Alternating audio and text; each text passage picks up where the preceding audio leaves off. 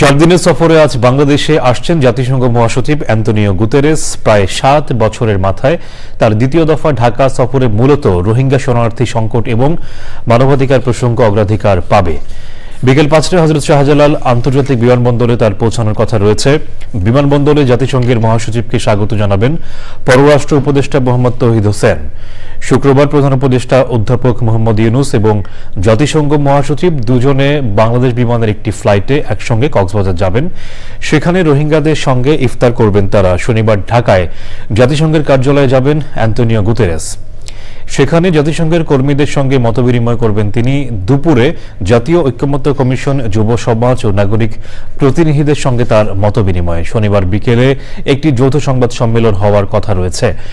সন্ধ্যায় জাতিসংঘ মহাসচিবের সম্মানে ইফতার ও নৈশভোজের আয়োজন করেছেন প্রধান উপদেষ্টা অধ্যাপক ইউনুস। রোববার সকালে জাতিসংঘ মহাসচিবের ঢাকা ছেড়ে যাওয়ার কথা রয়েছে।